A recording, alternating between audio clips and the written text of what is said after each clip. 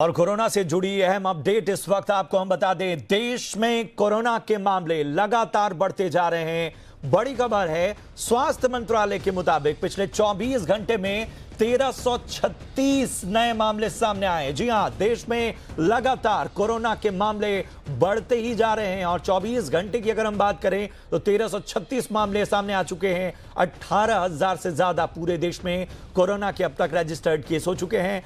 14,759 corona के active मामले इस वक्त देश में मौजूद हैं।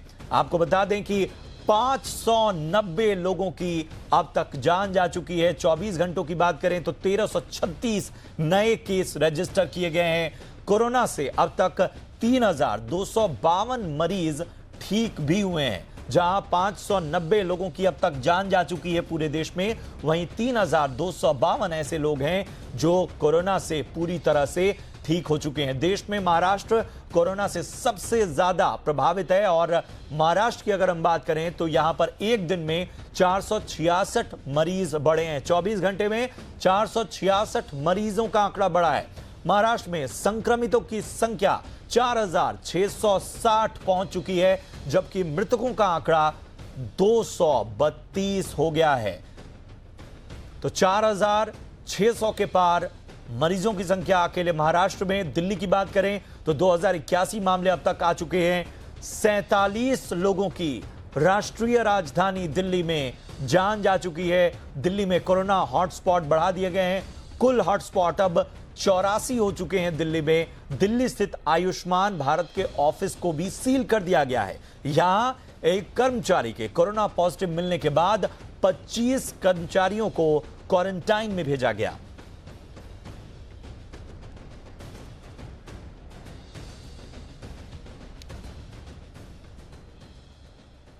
और कोरोना का साया राष्ट्रपति भवन तक पहुंच गया है। राष्ट्रपति भवन में सफाई कर्मी के परिवार का एक सदस्य कोरोना से संक्रमित पाया गया है। मामला सामने आने के बाद राष्ट्रपति भवन के 125 परिवारों को सेल्फ आइसोलेशन में भेजा गया है। हालांकि राहत की बात यह है कि जिस सफाई कर्मी को कोरोना पॉजिटिव पाया गया, उसके परिवार के सदस्यों की जो रिपोर्ट आई है वो नेगेटिव आई है। राष्ट्रपति भवन के बाद अब लोकसभा सचिवालय में भी कोरोना का खतरा मंडरा रहा है। दरअसल लोकसभा सचिवालय में काम करने वाले एक कर्मचारी में कोरोना की पुष्टि हुई है। फिलहाल उनका इलाज राम मनोहर लोहिया अस्पताल में चल रहा है।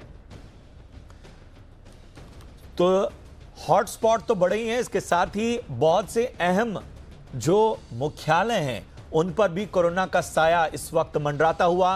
राष्ट्रपति भवन के एक सफाई कर्मी में कोरोना की पुष्टि हुई है। इसके अलावा लोकसभा सचिवालय में भी कोरोना के संक्रमण का मामला सामने आया है।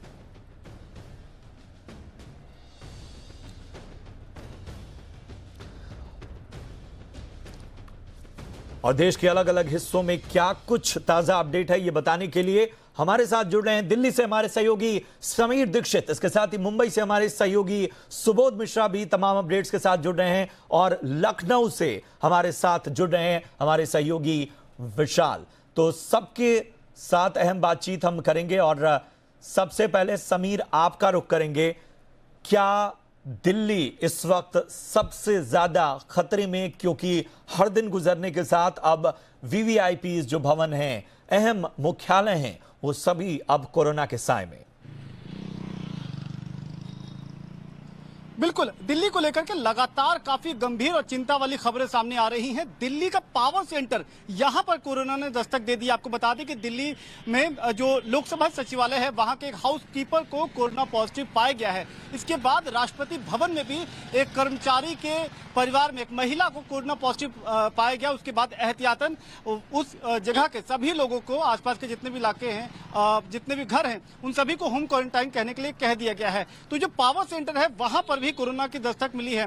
इसके साथ ही एक और चिंता की बात यह सामने आई कि जो मौसम विभाग है, वहां पर एक शख्स की वहां काम करता था, उसकी मौत हो जाती है। कोरोना पॉजिटिव की वजह से ये मौत बताई जा रही है। और इन सब के साथ अगर आंकड़ों के नजरिए से आप देखेंगे तो दिल्ली में जो 12 अप्रैल को तकरीबन 1,000 कोरोना पॉजिटिव का फिगर था, यह आंकड़ा था, और अब जब 20 अप्रैल तक पहुंचे हैं तो ये आंकड़े 2 गुना हो गए हैं। यानी कि करीब 8.5 दिन में दिल्ली में कोरोना पॉजिटिव केसेस का जो आंकड़ा है वो 2 गुना तक पहुंच गया है और फिलहाल तकरीबन 80 कोरोना पॉजिटिव केसेस हैं दिल्ली में, 47 की डेथ रिपोर्ट की गई है और इसको लेकर के दिल्ली सरकार एहतियातन जो कुछ भी कदम हो पा रहे हैं वो अपनी तरफ से उठा रही है और कोशिश ये कर रही है कि इस चढ़ते ग्राफ को रोका जाए, इसको धीमा किया जाए। मसलन आपको बता दें कि हॉटस्पॉट या कंटेनमेंट जोन जो है दिल्ली में उनकी संख्या बढ़ा दी गई है। हर जो डेथ हो रही है, हर एक एक मौत की पूरी विस्तृत जांच करने के लिए एक कमेटी का गठन कर दिया गया है। साथ ही रैपिड टेस्टिंग को भी अपना लिया गया है। रैपिड टेस्टिंग लगातार की जा रही है ताकि ज्यादा से ज्यादा टेस्ट करें और जो एक्चुअल पोजीशन है वो पता कर पाए। तो ये सब लगातार दिल्ली में हो रहा है, लेकिन चिंता यही कि जो पॉजिटिव केसेस की जो संख्या है वो लगातार बढ़ती जा रही है। और इसी से सटा हुआ, यानी कि दिल्ली से सटे हुए, मैं अगर गाजियाबाद, नोएडा, गुड़गांव की अगर हम बात करें तो यहाँ पर भी प्रशासन काफी सख्त हो चला है। सुबह से ही हम देख रहे हैं कि दिल्ली से सटा हुआ जो बॉर्डर इलाका है नोएडा और गाजियाबाद खासकर, यहाँ पर लंबा ट्रैफिक जाम हम देख रहे हैं। गाड़ियों की लंबी कतार है। उसकी वजह केवल ये है कि प्रशासन, पुलिस अब हर एक गाड़ी को, हर एक शख्स को बाकायदा पास जांच करके वजह पूछ करके भेज रहा है, जिसमें टाइम भले लग रहा है, लेकिन इस सख्ती का सीधा मतलब यह है कि जो नोएडा में कोरोना पॉजिटिव केसेस की संख्या बढ़ रही है वहां पर कहीं ढील ना हो जाए। लॉकडाउन का जो पालन अभी तक जो सख्ती से हो रहा है उसमें कहीं पर भी रियायत ना हो। तो ये सब कुछ इस वक्त दिल्ली एनसीआर में चल रहा है और उसकी वजह यही है कि चिंता की बात यह है कि पॉजिटिव केसेस की संख्या लगातार बढ़ती जा रही है। हालांकि जो दिल्ली पावर सेंटर का जो हमने जिक्र किया, जी जी विशाल हमारे सहयोगी लखनऊ से हमारे साथ जुड़े हैं। विशाल, उत्तर प्रदेश को लेकर बहुत ही चिंताजनक खबरें आ रही हैं। वहां पर जेल में भी किसी जिले में कैदियों में कोरोना के फैलने की बात सामने आई है। इसके अलावा कई और अहम खबरें वहां की हैं जो चिंता बढ़ा रही हैं। देखिए, उत्तर प्रदेश में अगर देखा जाए तो लगातार जिस तरह से मामलों में बढ़ोतरी हुई है वो काफ़ी चिंताजनक है। ख़ास तौर से कुछ मामले, जैसे कि अगर आप देखिए तो रायबरेली का जो मामले निकल के आए 33, इनके जो टेस्ट थे वो पहले निगेटिव आए थे। उसके बाद जब इनको छोड़ा जाना था, क्वारंटाइन पीरियड का ख़त्म हो रहा था, तो उसके बाद इनका जो दोबारा टेस्ट किया गया तो पॉजिटिव आया। तो ये थोड़ा सा चिंता बढ़ाने वाला है। इसके साथ साथ उत्तर प्रदेश में कुछ जगहों पर ऐसे देखने को मिला है कि लक्षण ना होने के बावजूद भी जो कोरोना का जो टेस्ट कराया गया तो पॉजिटिव पाया गया है। तबलीगी जमात का जो रेशियो है वो लगातार बढ़ता जा रहा है। यहाँ तक कि प्रयागराज की बात हम करें, रायबरेली की बात करें, हर जगह पर स्थितियाँ कुछ इसी तरह की देखने को मिल रही हैं। हालांकि यूपी सरकार ये दावा कर रही है कि पूल टेस्ट लगातार किए जा रहे हैं, यहाँ तक कि रैपिड किट का जो है प्रयोग किया जा रहा है और तमाम सैंपल्स जो हैं वो बहुत ज़्यादा तेज़ी से इसको जाँच किए जा रहे हैं। और यहाँ तक कि L2 हॉस्पिटल्स बना दिए गए, क्वारंटाइन सेंटर्स बना दिए गए, आइसोलेशन बेड तैयार किए गए। लेकिन अब जो एक समस्या थी कि उत्तर प्रदेश में कहीं ऐसा तो नहीं कि जो मामले जो खत्म हो गए थे वो दोबारा से आ जाएं, या जो लोग नेगेटिव इनकी रिपोर्ट आई थी उनकी पॉजिटिव ना आ जाए। तो ये जो डर है वो अब धीरे धीरे असलियत में बदलने की सूरत में दिखाई पड़ रहा है। अगर आप देखिए तो पिछले अगर 4-5 दिनों के आंकड़े हम उत्तर प्रदेश के देखते हैं तो अचानक से आंकड़े बढ़े हैं। आज जो आंकड़े बताए गए हैं वो 1200 के ऊपर हो चुके हैं। हालांकि एक अच्छी बात यह है कि कुछ जैसे ज़िले जो संक्रमण मुक्त हुए थे वो फिलहाल वहाँ से कोई नया केस नहीं आया, लेकिन प्रयागराज जहाँ से इससे पहले संक्रमण मुक्त किया गया था वहाँ पर मामले आ गए। ये चिंता बढ़ाने वाली बात है। रोज़ जो पुराने जो ज़िले थे उनके अलावा कुछ नए ज़िले सामने आ रहे हैं, ये चिंताजनक बात है। लेकिन अभी कोशिश ये करनी पड़ेगी कि उत्तर प्रदेश में जो ग्राउंड लेवल पर जो संक्रमण है उसको ख़त्म करना पड़ेगा। हालाँकि लॉकडाउन चल रहा है, तमाम हॉट स्पॉट जो चिन्हित किए गए हैं वहाँ पर कोशिश ये की जा रही है कि लॉकडाउन में किसी तरह से किसी को भी छूट ना दी जाए, संक्रमण को रोका जाए।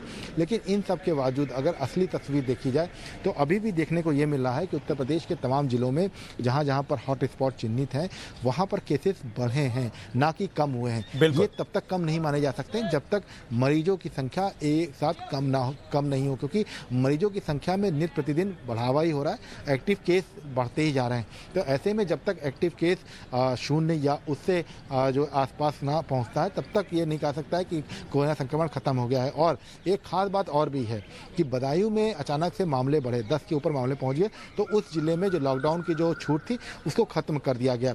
तो ये कहना कि लॉकडाउन को लेकर यूपी सरकार तैयारी कर रही है, लगातार कोशिश कर रही है, ये बिल्कुल गलत नहीं होगा। लेकिन ये कहना कि बिल्कुल हो रहा है, ये एक बड़ी चिंता भरी बात है, क्योंकि बहुत ही बेहतर रिजल्ट उत्तर प्रदेश से सामने आ रहे थे। महाराष्ट्र में क्या हालात हैं, और खासतौर पे मुंबई में? सुबोध मिश्रा हमारे सहयोगी जुड़ चुके हैं हमारे साथ। सुबोध, मुंबई को लेकर बहुत सारी खबरें हैं, पूरी अपडेट आपसे चाहेंगे। बिल्कुल प्रशांत, जिस तरह से महाराष्ट्र की सबसे पहले हम बात करते हैं कि महाराष्ट्र में जिस तरह से संक्रमित मरीजों की संख्या बढ़ रही है, वो अपने आप में बहुत बड़ा सवाल खड़ा करती है। आप समझिए कि जो 4,666 कुल मरीज हैं, उनका महज सिर्फ 10% जो सिर्फ 24 घंटे के अंदर बढ़ गया, मतलब करीब 460-65 जो मरीज है वो करीब सिर्फ 24 घंटे में बढ़ गए हैं। और उसमें भी सबसे बुरी जो हालत है वो मुंबई की है। मुंबई का मैं आपको बता दूं कि मुंबई में 4,600 का जो आंकड़ा पार हुआ है महाराष्ट्र में, उसमें तकरीबन 3,000 जो मरीज है वो सिर्फ और सिर्फ मुंबई के हैं। और वहीं जो मौतों की बात करें तो मौतें जहां 232 के करीब जो मौतें हैं, उनमें से आधा करीब आंकड़ा जो है वो सिर्फ और सिर्फ मुंबई का है। यहाँ पर सबसे पहले आपको बता दूं, जो धारावी क्षेत्र है वहां पर रोज नए केस आ रहे हैं। पिछले 24 घंटे में करीब 30 नए केस फिर से आए हैं और आप ये समझ लीजिए कि करीब 11 मौतें यहाँ हो चुकी हैं। और यहाँ पर भी अभी तक कोई भी बहुत प्रभावी अभी तक कोई तरीका नहीं हो पाया है जिससे यहाँ पर भी रोकथाम की जा सके। और जिसका जो सबसे ज्यादा डर है वो यही है कि अगर ये इसी तरह से संख्या बढ़ती गई तो आखिरकार इस चीज को संभाला कैसे जाएगा। वहीं मैं आपको बताऊं कि जो कल कुछ जो खबर आई थी वो सबसे बड़ी सबसे ज्यादा चिंता का हम बोल सकते हैं विषय है कि बहुत सारे ऐसे लोग हैं जिनको कोरोना पॉजिटिव है। जब वो टेस्ट करा रहे हैं तब पता चल रहा है कि वो कोरोना पॉजिटिव हैं, लेकिन उनके अंदर सिम्टम्स कुछ नहीं पता चल रहे हैं।